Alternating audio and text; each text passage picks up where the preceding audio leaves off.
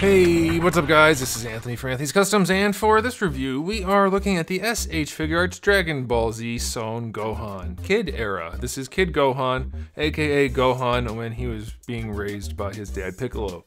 And this is one that I was very excited for. I think a lot of people were. It's kind of like, well, at least in my opinion, it's like the most iconic look for Gohan. And well, I don't know, I guess Cell Saga is pretty good too. But for me, it's this. I like this one. Let me know what you guys think. But I was very excited for this. And in a lot of ways, it's an excellent release. And in a few ways, it's a turd. So there's definitely some stuff to talk about. So let's go ahead and get it off the stand and take a closer look.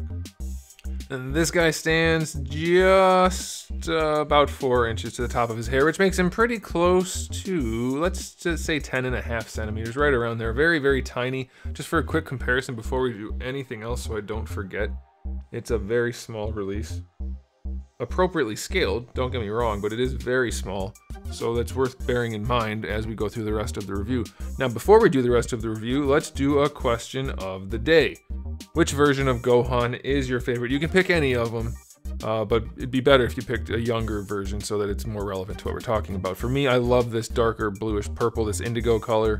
The earlier looks, I like that a whole bunch, but of course Cell games were also pretty cool. Okay, so let's talk about the aesthetics on this release. First thing I'm very curious about is on mine, well, let's look at this first. Let's look at this. You see how the sleeves are very far forward? You don't see any of the back part of the sleeve sticking out behind the arm. You just see the like muscle shirt look, right? And it's the same in the other poses right here. It's just the V shape. All right, on mine, it doesn't look like that. And I'm curious if mine was assembled funny or if your guys is like that too, but you can see how the sleeve, you can see the back part cut behind the arm, and it makes it look weird. On this end, it works out okay, sort of, but I don't know, I've been messing with it, trying to get it to get into position or anything. I can't rotate it, so I'm wondering if something weird happened on mine or if they're all like that or what. It's a minor thing, kind of, but it does give him a much different look. It makes the shirt look like it doesn't fit him properly on here, whereas when it looks like this, it looks like the anime, and it makes him look much more aggressive like an actual fighter. This makes him look kind of weird. So I'm just curious if you guys noticed that, if you have that issue. And if you're mad at me now that you noticed it, if yours does have it, and you didn't notice it before, I apologize. Okay, so other things that are worth noting on this guy.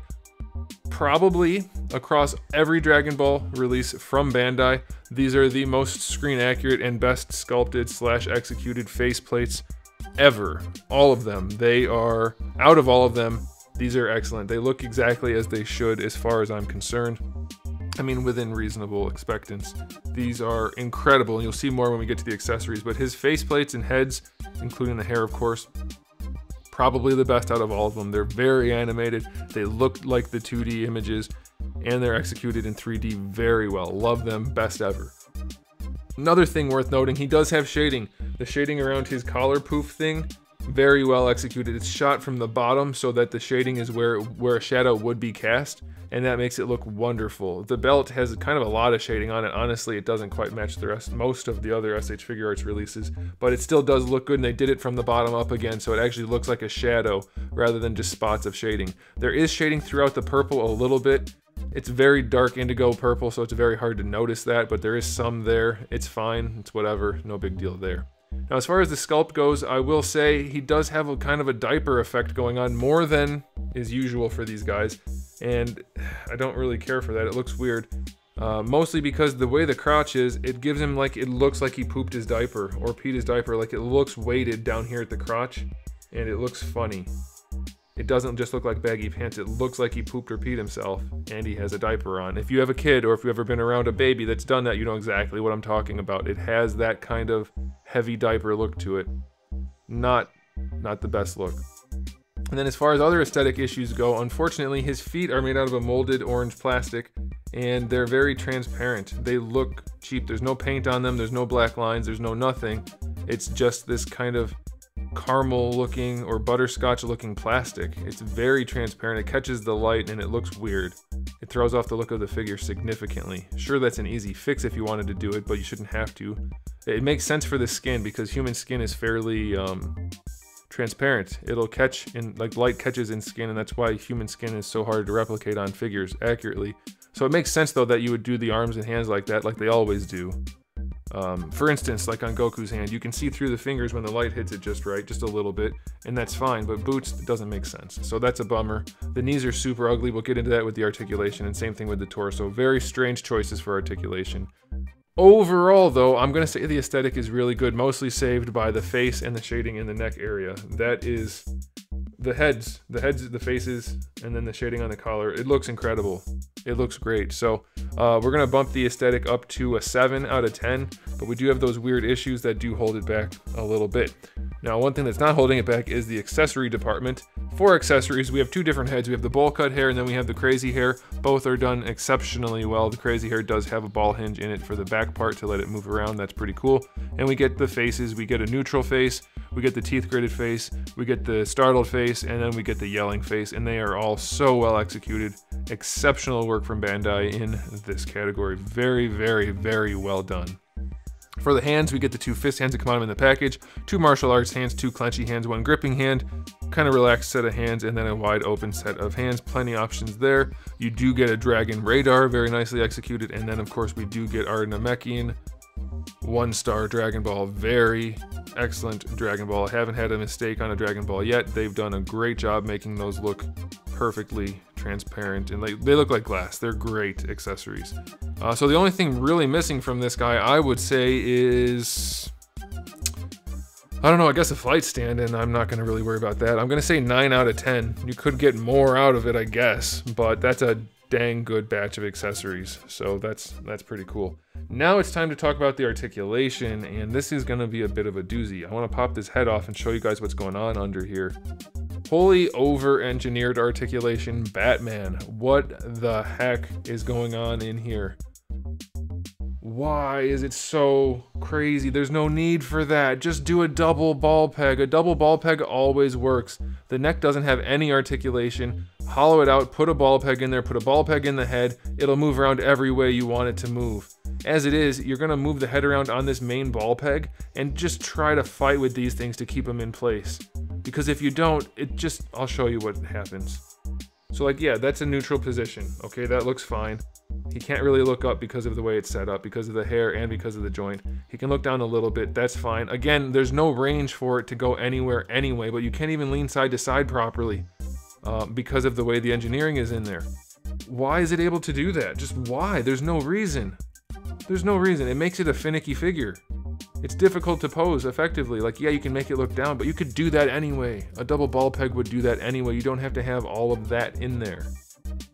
It's just so strange. I mean, we've had way more complex figure designs than Kid Gohan, and they didn't do that. Why? It's so weird. So very strange. So the neck is just a mess. All you needed was this one big ball peg and then another ball peg to let that move. That's it. You can't even rotate this. It doesn't, like, it physically can't work the way they have it set up. You can't rotate the head side to side. This cannot lean because of the joint. If you pop it up, you can rotate it this way, like you can rotate it around on that bottom one. It cannot work the way it's designed. It can't function. It's the most nonsense thing I've ever seen, I think. It's crazy why they did that is nonsense. All right, now for the shoulders, the sleeves are almost the way I've been describing they need to do them for a long time, in that the sleeves are the entire thing and they just move around. Although instead of just being a butterfly that does this, I was suggesting they do it like the Figuarts kits, where the whole sleeve socket just rotates, and that's all they really needed to do here, and it would have provided better range. But you do get to bring the arms forward a little bit, and that works really well, and the rotation would have done that. But now it can't rotate back or up, so you have to just do that with the arm, which ends up getting like this big sleeve in the way going forward. Or if you just go like this, you can't raise the arm anymore. Whereas the other way, you can rotate the sleeve all the way around and then use the ball hinge. So that's a bit of a bummer. Check out my Figuarts reviews if you want to see what I'm talking about. But this is better. It's better than like this, for instance. Let me get Goku over here. It's better than having the floating piece that gets in the way. It's very cumbersome. Let's see if you can actually see what I'm talking about. So that's a bit of an upgrade, but still kind of strange that it is the way they did it. But the shoulder itself works just fine, so that's all right. Bicep swivel is fine. Single jointed elbow. Only 90 degrees, kind of bummed out about that. I think we've seen better in the past on the smaller figures. Wrists have a little tiny ball hinge in them, it's pretty standard. Now for the torso, we have another mind-boggling decision. I don't understand. It looks decent if you mush it all the way down, like a little bit.